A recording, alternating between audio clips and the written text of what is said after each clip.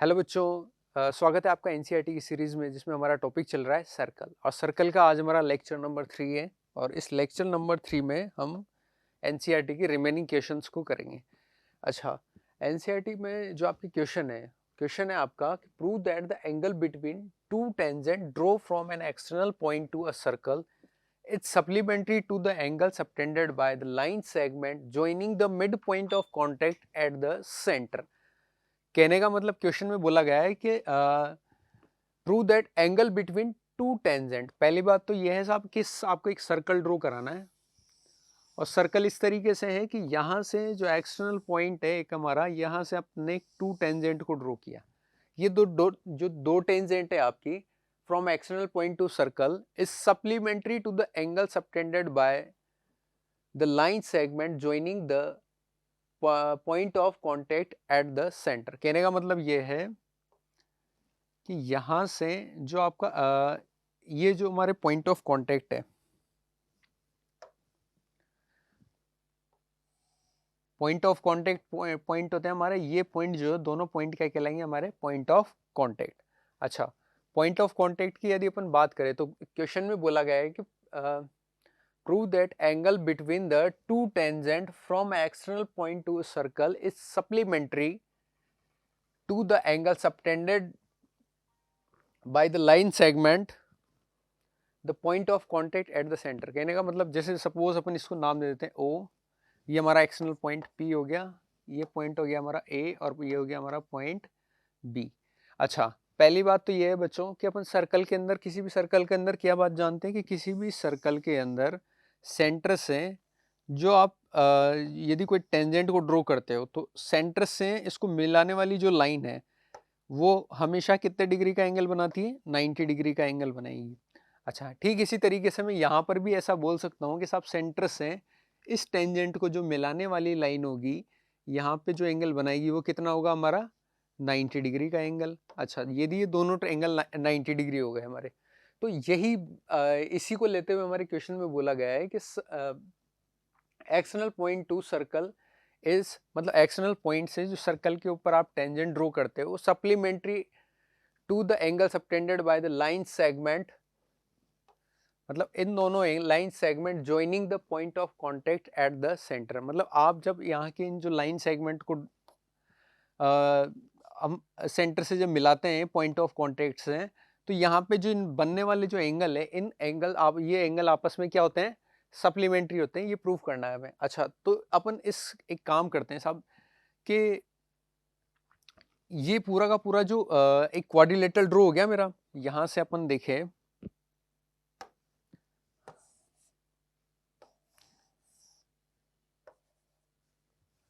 तो यहां से हम एक चीज को देख सकते हैं कि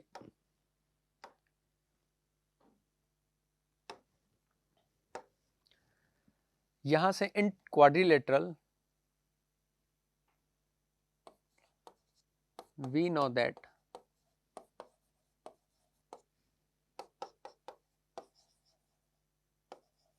in quadrilateral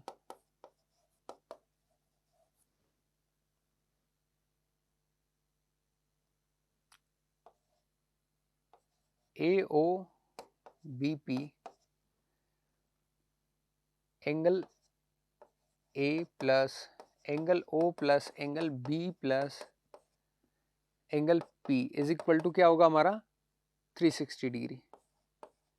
और यहाँ से मैं ये बोल सकता हूँ कि साहब एंगल A जो होगा अपना वो कितना होगा? 90 डिग्री। ठीक इसी तरीके से एंगल B जो होगा वो क्या होगा हमारा? 90 डिग्री। तो यहाँ से मैं एंगल O और एंगल P की यदि मैं वैल्यू निकालूँ तो वो कितनी आ जाएगी हमारे पास में? Angle O plus angle P is equal to होगा हमारे पास में 360 माइनस इन दोनों का सम होगा अपना 180 डिग्री। तो यहाँ से फाइनली जो दो एंगल है अपोजिट, इन दोनों एंगल का सम आपस में कितना आ गया? 180 डिग्री। यदि दो एंगल का सम 180 डिग्री आता है तो अपन बोलते हैं ये आपस में क्या होंगे? सप्लीमेंट्री एंगल्स होंगे। तो यही हमें प्रूफ करना था। Prove that the angle between two tangent draw from external point to circle is supplementary to the angle subtended by the line segment joining the point of contact at the center. चलिए next question की तरफ चलते हैं। Next question है हमारा कि prove that the parallelogram circumscribing a circle is a rhombus.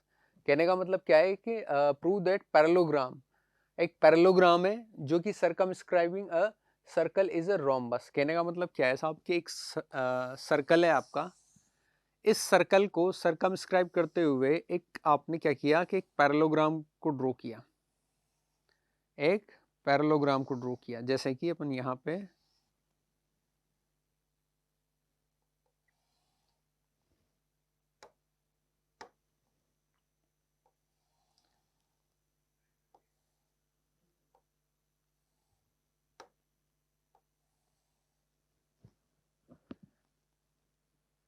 Suppose मैंने एक पैरेललोग्राम ड्रॉ किया ए बी सी और डी, इस तरीके से मान। अच्छा, यदि ये ए बी सी डी क्या गिवन है हमें यहाँ पे,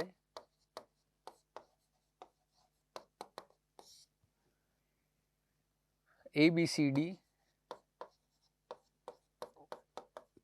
इज अ पैरेललोग्राम। यदि यहाँ पे ए बी सी डी एक पैरेललोग्राम है, अच्छा ए बी सी डी यदि एक पैरेललोग्राम है तो अपन यूं बोल सकते हैं कि साहब ए बी बराबर क्या हो रहा होगा, यहाँ पे अपोजिट साइड आपस में क्या होगी, पैरेलल और इक्वल। तो कहने का मतलब ए बी इक्वल कितना हो गया अपना डी सी।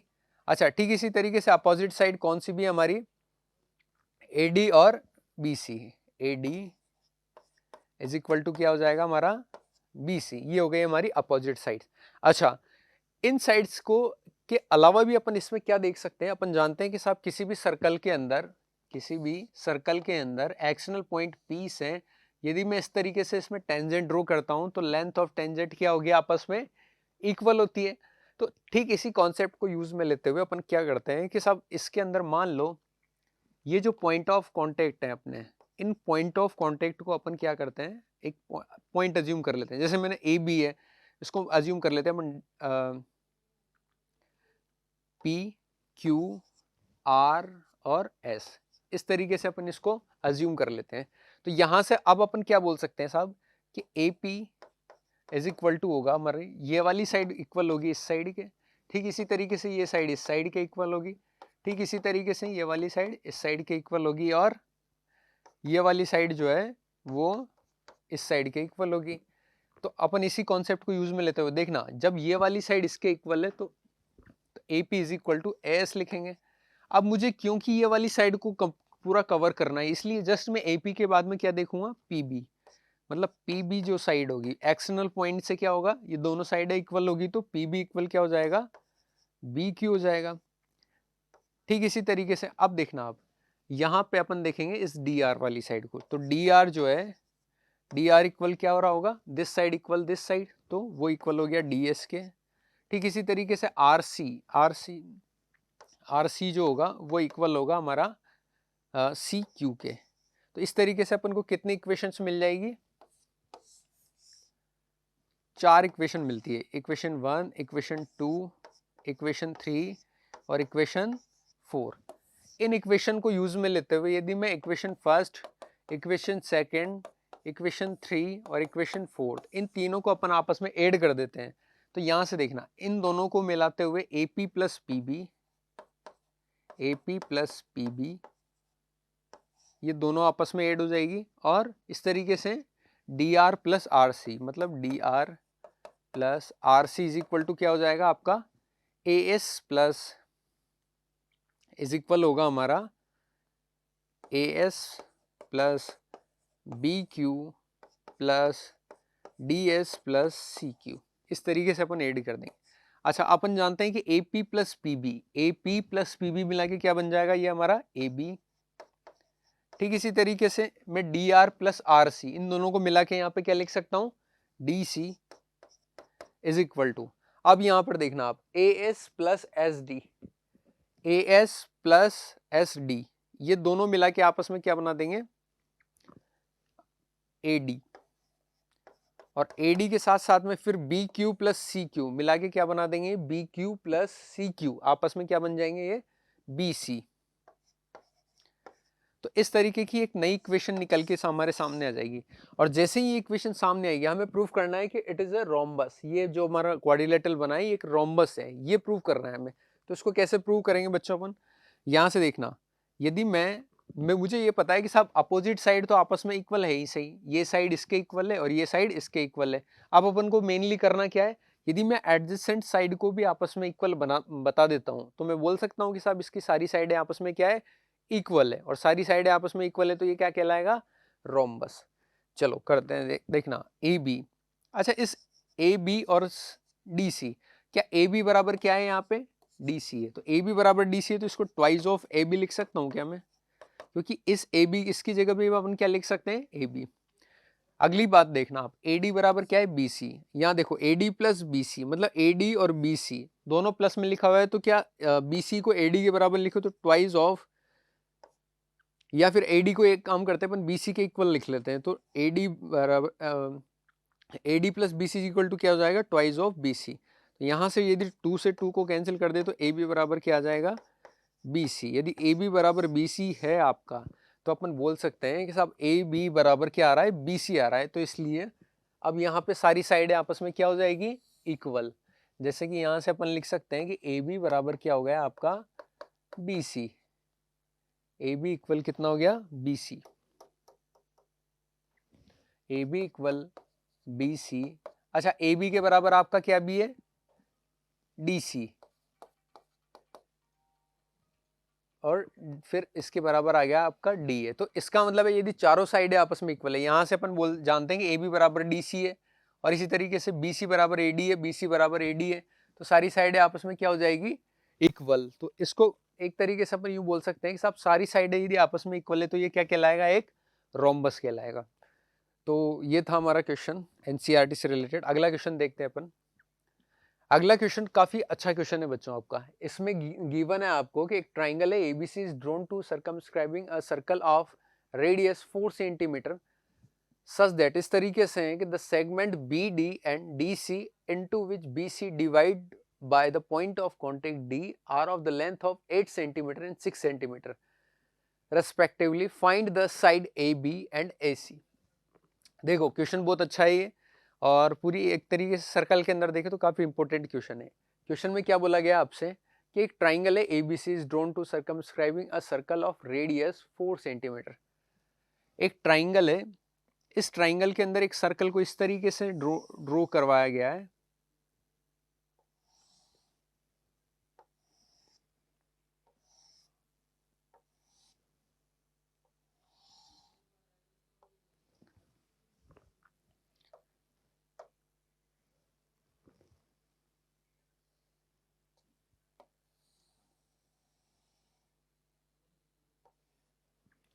यहां से जो हमारा बोला गया है अपन को कि एक ट्राइंगल है एबीसी,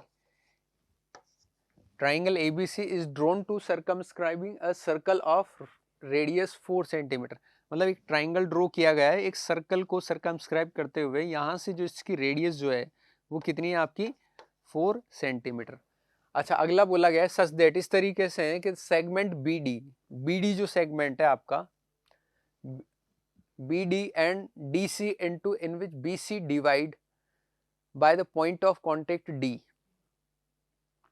BC divide, मतलब यहाँ पे इसमें क्वेश्चन में ही यूं बोला गया है सच दैट, इस तरीके से कि segment BD and DC into which BC, मतलब BC के ऊपर ही एक सेगमेंट है आपका BD और DC, दो सेगमेंट है विच divide by the point of contact D। इस पॉइंट ऑफ कॉन्टेक्ट D से इन दोनों सेगमेंट को डिवाइड किया जाता है। Are the length of the 8 centimetre and 6 centimetre. कहने का मतलब क्या है कि ये जो मान लो BD कितना दिया हुआ है आपको, 8 सेंटीमीटर है, और DC जो सेगमेंट है वो कितना है आपका 6 सेंटीमीटर दिया हुआ है आपको यहाँ से। और बोला गया है कि फाइंड द AB एंड, आपको पता क्या करना है, एक तो AB पता करना है और AC की वैल्यू पता करनी है। अच्छा ये दोनों चीजें हमें बतानी है कि ये कितनी होंगी। चलो एक काम करते हैं, अब हम क्या करेंगे, सब एक ट्राइंगल की प्रॉपर्टी से अपन ये जानते हैं कि किसी भी ट्राइंगल के अंदर एक्सटर्नल पॉइंट, जैसे कि एक्सटर्नल पॉइंट है हमारा B, यहाँ से जो आप टेंजेंट को ड्रॉ करोगे तो क्या ये दोनों टेंजेंट आपस में क्या होगी, इक्वल होगी। ठीक इसी तरीके से ये हमारा एक्सटर्नल पॉइंट है, इस एक्सटर्नल पॉइंट से जो आपने टेंजेंट ड्रॉ की तो ये भी क्या है, आपस में इक्वल है। और यहाँ से पॉइंट ए जो है, उस ए पॉइंट से यहाँ से जब आपने कोई भी टेंजेंट को ड्रॉ किया तो ये भी क्या है, आपस में इक्वल है। तो इसी प्रॉपर्टी को अपन काम में लेते हुए इस क्वेश्चन को सॉल्व करते हैं। चलो यहाँ पे हम ये जानते हैं कि साहब ये 8 है, तो क्या ये वाली साइड भी 8 हो जाएगी क्या? ठीक इसी तरीके से यदि ये वाली साइड 6 है तो क्या ये वाली साइड भी क्या हो जाएगी, हमारी 6 हो जाएगी। अच्छा, ये वाली जो साइड अब अननोन है, इस साइड को अपन एक काम करते हैं कि साहब ये वाली जो इस D, इसको पॉइंट E अज्यूम कर लेता हूं, और इसको पॉइंट यदि मैं F अज्यूम कर लें, यदि ये x है तो ये वाली साइड भी क्या कहलाएगी, x ही कहलाएगी। अच्छा, ये जो टोटल लेंथ है वो कितनी हो गई अब आपकी, इधर वाली जो इसमें अपन लिखना चाहें तो इस तरीके से लिख सकते हैं कि साहब BC जो है हमारे पास में वो क्या होगी, 8 + 6 मतलब 14 सेंटीमीटर। इसी तरीके से मैं AB को लिखना चाहूँ तो AB को मैं कुछ इस तरीके से लिखता हूँ कि 8 + x सेंटीमीटर। और इसी तरीके से अपन AC को लिखना चाहें तो AC हो गई हमारे पास में 6 + x सेंटीमीटर। तो इस तरीके से हमारे पास में तीनों की साइड आ गई। अच्छा, अब अपन ये चीज़ जानते हैं साहब कि यदि रेडियस है तो ये यहाँ पे भी तो 4 सेंटीमीटर ही होगी, और यहाँ पे भी कितनी होगी, ये 4 सेंटीमीटर होगी। अच्छा, अब यहाँ पर से सपोज करें अपन इसको अज्यूम करते हैं, अपन इसको कनेक्ट कर देते हैं हम यहाँ पे। इससे क्या होगा, इससे क्या बेनिफिट हुआ हमारा कि इस डायग्राम के अंदर एक चीज पे गौर करें हम कि यदि इस ट्राइंगल की मुझे क्या है, एक तो तीनों साइडें पता है, पहली बात तो ये क्या गौर करनी है अपन को कि इस ट्राइंगल के अंदर हमें क्या पता है, तीनों साइड्स पता है। दूसरी बात क्या पता करनी है कि यार ये इसके अंदर जो ये ट्राइंगल है, इसके अंदर जो ये वाली जो साइड्स है ये आपस में इसको क्या है, 3 इक्वल पार्ट में डिवाइड कर रही है। देखो, ये इसका बेस है और ये इसकी हाइट है, ये इसका बेस है और ये इसकी हाइट है, और ये बेस है और ये हाइट। तो कहने का मतलब 3 ट्राइंगल में डिवाइड करती है, सिर्फ ये क्या कर रही है, 3 ट्राइंगल में डिवाइड कर रही है आपस में। अच्छा, तो एक काम करते हैं अपन। अच्छा, इससे पहले जब अपन पढ़ के आए हैं उसमें अपन एक चीज को देख के आए कि एक तो होता है हमारे पास में एक किसी भी ट्राइंगल की तीनों साइड्स हमें पता है, किसी भी ट्राइंगल की तीनों साइड्स हमें पता है, तो अपन क्या जानते हैं उसके लिए, हीरोन्स फॉर्मूला। तो हीरोन्स फॉर्मूला से अपन उसका एरिया पता कर सकते हैं। दूसरी बात क्या है कि इसको 3 यदि मैं ट्राइंगल में डिवाइड करूं तो 3 ट्राइंगल में डिवाइड करके भी क्या है, इसका एरिया का सम करूं फिर, जो जैसे मान लो कि ट्राइंगल BOC का एरिया प्लस AOC का एरिया प्लस AOB का एरिया, इस तरीके से 3 ट्राइंगल का एरिया का सम कर दें अपन तो भी वही ट्राइंगल का एरिया आएगा, और हीरोन्स फॉर्मूला लगाओगे तो भी वही ट्राइंगल का एरिया आएगा। तो एक काम करते हैं अपन, first one by using Heron's formula.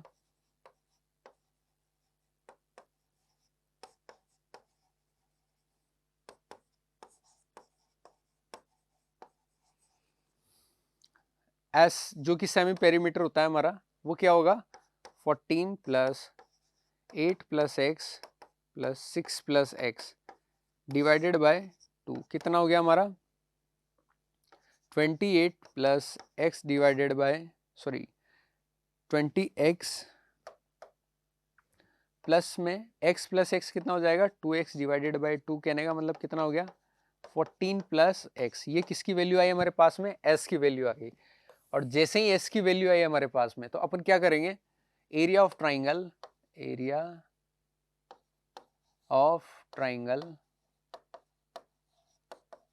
ABC is equal to होगा √ओवर s ब्रैकेट में s - a s - b और s - c।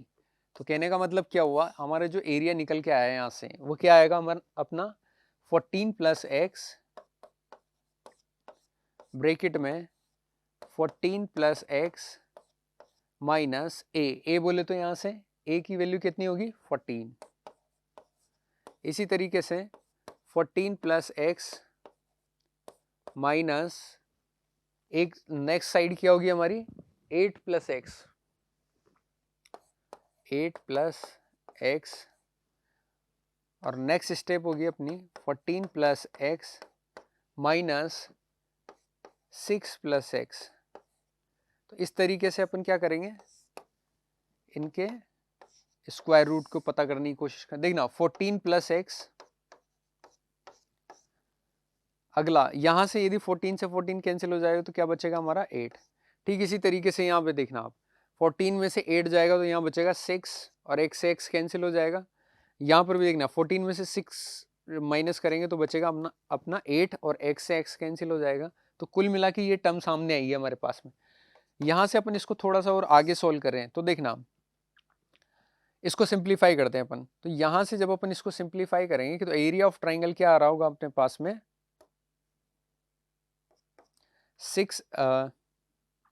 48x ब्रैकेट में 14 प्लस x, इस तरीके से हमारे पास में एरिया निकल के आएगा। और इस एरिया को अपन इस तरीके से सॉल्व कर सकते हैं। जैसे इस 48 को क्या अपन लिख सकते हैं 16 इंटू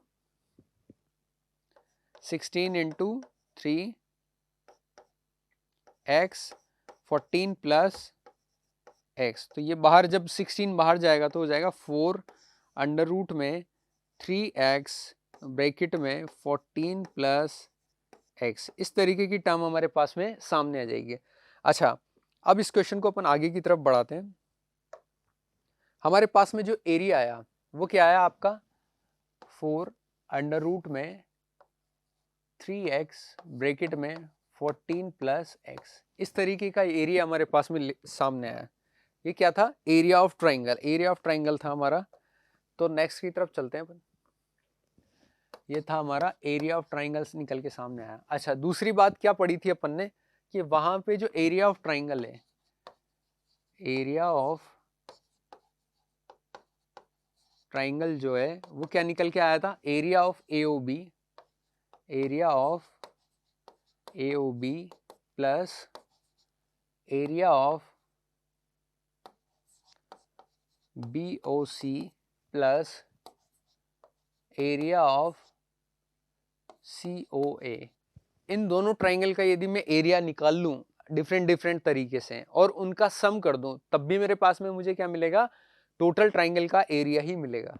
अच्छा, यहां से गौर करना आप कि अपन ने क्या करा कि ट्राइंगल AOB का एरिया, फिर BOC का एरिया, फिर AOC का एरिया, इन तीनों ट्राइंगल का एरिया निकाल के अपन ऐड कर दें तो भी इस ट्राइंगल का एरिया आएगा। और अभी जो हमारे पास में आया इसको फाइनली सॉल्व करके अब भी क्या है कि एरिया ऑफ ट्राइंगल ही आया। अब दोनों के एरिया जब यदि सेम ही आ रहे हैं तो अपन इनको क्या कर देंगे इक्वल कर देंगे। जैसे कि आप देखना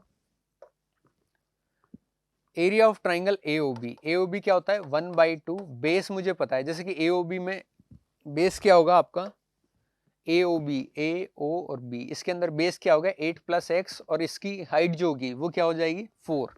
तो 8 प्लस x और हाइट हो गई अपनी 4। ठीक इसी तरीके से 1/2 BOC का बेस जो होगा वो होगा अपना 14 और हाइट कितनी हो जाएगी 4।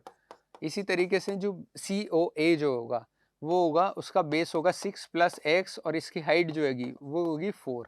अच्छा, अपन यहाँ से इसको सोल्व करें तो क्या हो जाएगा ये twice of 8 plus x plus इसको 2 टाइम यहाँ से कैंसिल कर दोगे तो 28 प्लस इसको 2 टाइम कैंसिल कर दोगे तो ट्वाइस ऑफ 6 प्लस x। तो कहने का मतलब कितना हुआ 16 प्लस 2x 28 प्लस 2x। तो कितना हो गया ये अपना 12 और ये हो गया अपना 46 56 हो जाएगा अपना टोटल। कितना हो गया 56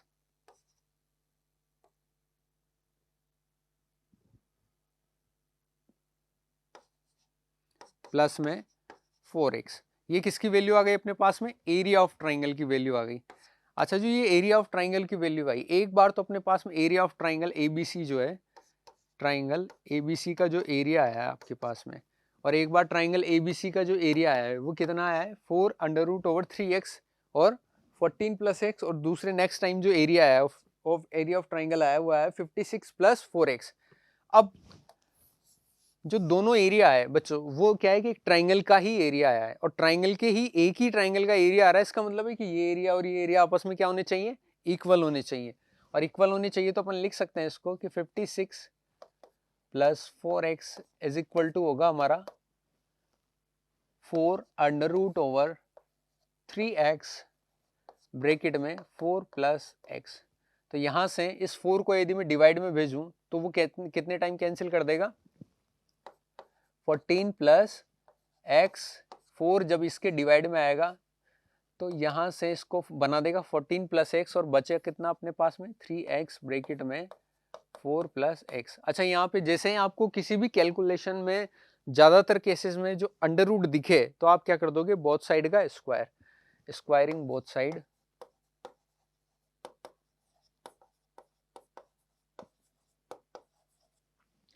बोथ साइड स्क्वायर करते हैं तो 14 प्लस एक्स का स्क्वायर, और यहां से जब अंडर रूट कैंसिल हो जाएगा तो वो होगा 3x 4 प्लस एक्स।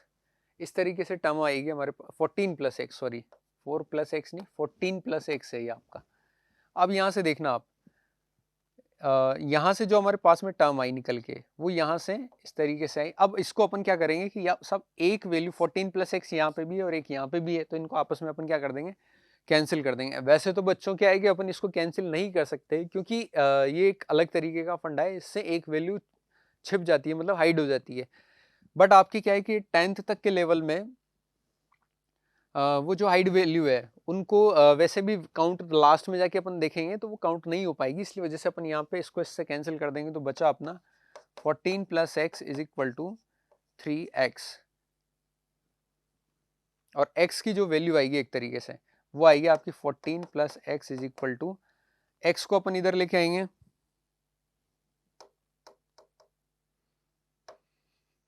इस x को यदि मैं इधर लेके आऊंगा तो 3 माइनस x हो जाएगी, तो फाइनली बचेगा आपके पास में 2x और ये 14। तो x की वैल्यू आ जाएगी आपकी 7, और x की वैल्यू जैसे आपके पास में 7 आएगी तो आप इस x की वैल्यू को यूज में ले सकते हो वहां पर जहां पे आपको यूज में लेना था। जैसे कि आपको बताया गया था कि इस ट्राइंगल के अंदर x की वैल्यू कितनी आ गई आपके पास में? 7। x की वैल्यू कितनी आ गई? 7। तो टोटल वैल्यू ab की वैल्यू कितनी आ जाएगी आपके पास में? ab इक्वल आ गया आपका 8 प्लस 7 मतलब 15। इसी तरीके से जो AC है, AC कितना है आपके पास में? 7 प्लस 6 कितना हो गया ये? 30 सेंटीमीटर। तो इस तरीके से आप वैल्यूज को सिंप्लीफाई कर सकते हो। ठीक है, ये काफी इजी क्वेश्चन था। AB और AC की वैल्यू ही निकालनी थी बस आपको इसके अंदर। बस इसमें मेन काम क्या था आपका कि एक तो आपको ये पूरा का पूरा ट्राइंगल गिवन था, आपने क्या करा, हीरोन्स फॉर्मूला से जब तीनों साइड्स पता थी तो पहले इसका एरिया पता किया। दूसरे केस में आपने क्या करा कि साहब इसमें जो छोटे छोटे ट्राइंगल में डिवाइड करके इसका एरिया निकाला, इसका एरिया निकाला और इसका एरिया। तीनों ट्राइंगल का जब आपने एरिया निकाल लिया और तीनों ट्राइंगल के एरिया को आपने ऐड करके वापस एक एरिया मिला आपको, और वो एरिया और जो हीरोन्स फॉर्मूला से निकाला आपने एरिया, वो दोनों को आपस में आपने इक्वल किया, और इक्वल करके आपने क्या किया? एक्स की वैल्यू पता करी, और जैसे आपको एक्स की वैल्यू पता करी तो आपने क्या फाइंड कर दिया? यहां से लेंथ ऑफ ए बी और ए सी को पता कर दिया। अच्छा, अगले क्वेश्चन की तरफ चलते हैं अपन। अगला क्वेश्चन है आपका, prove that opposite side of a quadrilateral circumscribing a circle subtend supplementary angles eight the centre of circle. कहने का मतलब क्या है कि सपोज करो कि एक सर्कल है आपके पास में, इस सर्कल के लिए आपसे बोला गया है कि prove that opposite side of quadrilateral, opposite side of quadrilateral. कहने का मतलब साहब आपके पास में, मान लो अज्यूम करते हैं अपन कि इस पॉइंट से एक क्वाड्रिलेटरल लिया आपने,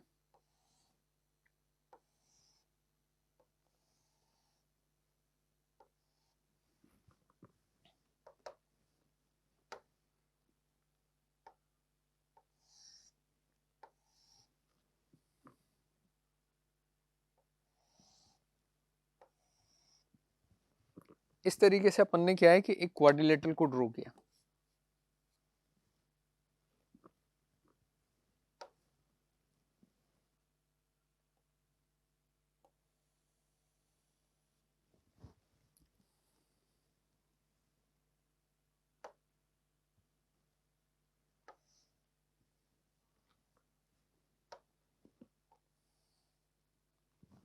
एक क्वाड्रिलेटरल लिया अपन ने, इसमें बोला गया है कि opposite side of a quadrilateral circumscribing a circle, एक क्वाड्रिलेटरल की जो साइड्स हैं जो एक सर्कल के सर्कमफ्रेंस मतलब इसके बाहर बनी हुई है, subtend supplementary angle eight the centre of circle. कहने का मतलब ये अपोजिट साइड्स जो है इस सेंटर पर क्या बनाती है, ये सेंटर पे जो एंगल बनता है मतलब ये एंगल जो होता है वो सप्लीमेंट्री एंगल बनाती है। मतलब कहने का मतलब ये होना चाहिए कि दोनों एंगल का सम कितना है, 180 डिग्री होता है। हमें ये बात प्रूव करनी है।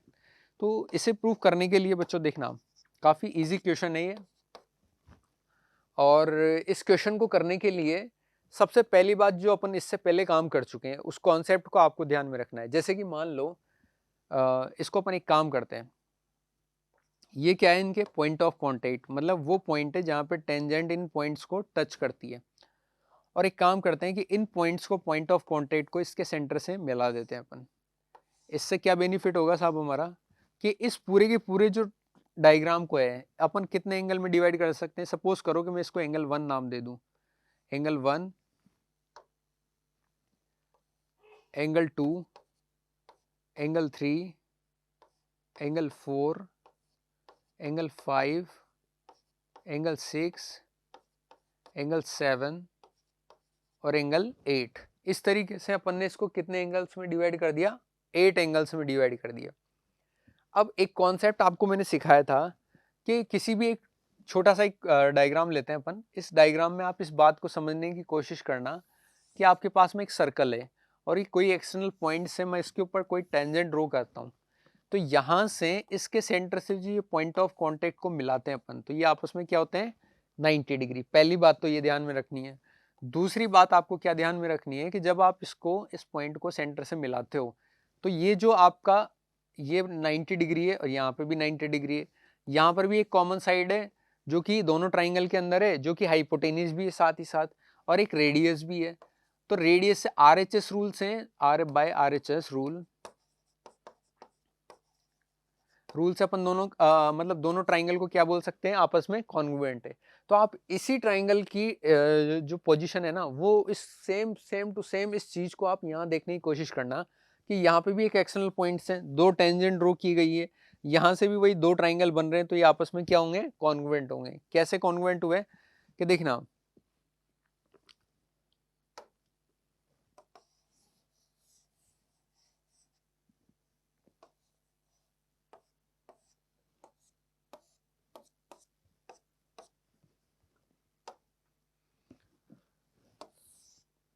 मान लो अपन इसको नाम दे देते हैं ABCD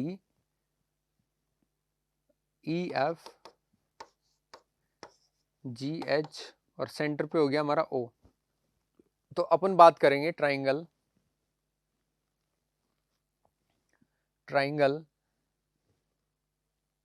ये वाले जो ट्राइंगल है हमारे, ये हमारी रेडियस है, ये कॉमन साइड है, और ये हमारा 90 डिग्री होगा, यहाँ पे होगा हमारा 90 डिग्री। ठीक इसी तरीके से यहाँ पर भी ये 90 डिग्री, यहाँ पे भी 90 डिग्री, और यहाँ पे भी आपस में क्या होंगे, 90 डिग्री। तो देखो एक 90 डिग्री है, एक हाइपोटेनियस है और एक रेडियस है। ठीक यहीं पे भी एक कॉमन साइड है, ये रेडियस है और एक 90 डिग्री है। तो बाय RHS रूल से अपन क्या बोल सकते हैं, एंगल, इसके अंदर एक तो कहेंगे अपन कि OH, O जो है हमारा ये पॉइंट होगा, तो OH इज इक्वल टू क्या है अपना, OG। दूसरी बात, यहाँ पे angle H is equal to क्या है अपना, एंगल G होगा। ठीक इसी तरीके से मैं यूं भी बोल सकता हूँ यहाँ पे कि OC जो है, OC है, ये क्या है, कॉमन साइड है, और हाइपोटेनियस भी है साथ ही साथ। तो यहाँ से ये हो गया अपना 90 डिग्री का एंगल, और ये जो है हमारी रेडियस है। तो यहाँ से अपन बोल सकते हैं कि बाय RHS रूल से ट्राइंगल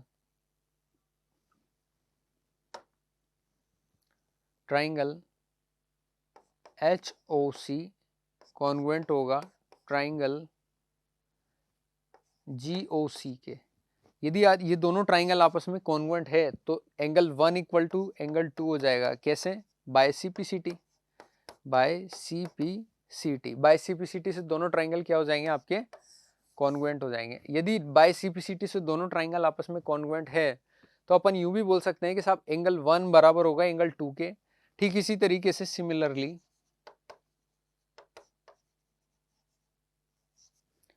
एंगल 3 इक्वल होगा एंगल 4 के, एंगल 5 इक्वल होगा एंगल 6 के, और एंगल 7 इक्वल होगा आपका एंगल 8 के।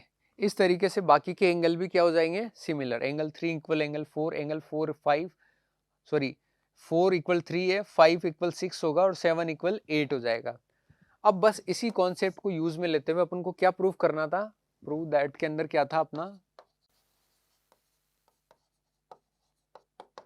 कि अपोजिट एंगल, जैसे कि इसके अंदर बोला गया है कि आपको प्रूफ करना है कि एंगल 4 प्लस एंगल 5 इन दोनों एंगल का सम, और angle 1 plus angle 8, angle 1 plus 8। देखो अपोजिट एंगल, इस वाली साइड से सेंटर पे कौन सा एंगल बनेगा 1 प्लस 8, इस वाली साइड से सेंटर पे कौन सा एंगल बनेगा 5 प्लस 4।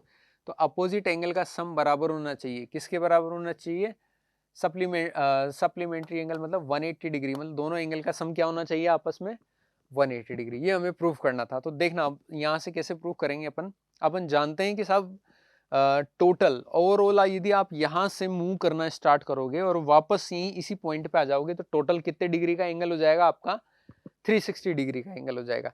यहाँ से मैंने मूव करना स्टार्ट किया बच्चों, और यहाँ से वापस मैं इसी पॉइंट पे आ जाता हूँ तो कितने डिग्री का एंगल बनता है हमारा 180 डिग्री का। तो अपन लिख सकते हैं कि angle 1 plus angle 2 plus angle 3 plus angle 4 plus angle 5 plus angle 6 plus angle 7 plus angle 8, total overall जो मूवमेंट होगा हमारा वो कितना हो जाएगा हमारा 360 डिग्री। अब आप एक चीज पे गौर करना, मेरा एंगल 1 किसके बराबर है, एंगल 2 के। एंगल 1 इक्वल है अपना एंगल 2 के, ठीक है। तो यहां से अपन चलते हैं अब, और एंगल 1 इक्वल किसके होगा एंगल 2 के। तो अपन एक काम करते हैं, ये और ये दोनों एंगल क्या है आपस में इक्वल, ये दोनों एंगल भी क्या है आपस में इक्वल, सेम केस ये दोनों एंगल क्या है आपस में इक्वल, और ये दोनों एंगल भी आपस में क्या है इक्वल। तो एक काम करता हूं मैं, ये दोनों एंगल इक्वल एक ही है तो ट्वाइस ऑफ एंगल 1 लिख देता हूं, क्योंकि मुझे एंगल 1 की जरूरत पड़ेगी। ठीक इसी तरीके से मैं 3 और 4 एक ही है तो ट्वाइस ऑफ एंगल 4 को यूज लिख लेता हूं इसमें। ठीक इसी तरीके से 5 और 6 एक ही एंगल है तो twice of angle 5 plus twice of angle 8 की भी जरूरत पड़ेगी, इसलिए मैंने ट्वाइस ऑफ एंगल 8 भी लिख लिया। ठीक है, अब यहाँ से हो गए टोटल 360 डिग्री। अब आप एक चीज पे गौर करना कि यदि मैं एंगल 4 और 5 इन दोनों में से भी पूरे के सारे जो एंगल है इनको कुछ इस तरीके से जमा लूँ, जैसे एंगल 4 के पास में मैंने एंगल 5 को लिख दिया यहाँ पे। ठीक इसी तरीके से एंगल 1 के पास में एंगल 8 को लिख लिया और सभी में से 2 को कॉमन ले लिया, इज इक्वल टू 360 डिग्री। अब आप एक चीज पे गौर करना कि एंगल 4 और एंगल 5 जो है, ठीक इसी तरीके से एंगल 1 और एंगल 8 है, ये जब 2 डिवाइड में जाएगा तो क्या बना देगा 360 को 180 डिग्री बना देगा। तो और यही अपन को क्या है प्रूफ करना था, क्या प्रूफ करना था अपन को कि किसी भी क्वाड्रिलेटरल के अंदर अपोजिट जो एंगल है वो सेंटर पे क्या बनाते हैं, सप्लीमेंट्री एंगल बनाते हैं। कहने का मतलब क्या है कि इस angle this angle plus this angle क्या होना चाहिए 180 डिग्री। तो देखो एंगल 5 प्लस 4 यहाँ पे दिस एंगल, और 1 प्लस 8 मतलब 1 प्लस 8, तो यहाँ पर 1 प्लस 8 भी है, तो इन दोनों एंगल का सम कितना आना चाहिए अपना 180 डिग्री, जो कि अपन प्रूफ कर चुके हैं। तो ये तो थे आपके सर्कल के एनसीईआरटी के क्वेश्चन। तो इसी के साथ में हमारा सर्कल चैप्टर भी फिनिश होता है। अगले नेक्स्ट चैप्टर के लिए जब तक कोई स्टार्ट करेंगे अपन नेक्स्ट सीरीज में, तब तक के लिए थैंक यू।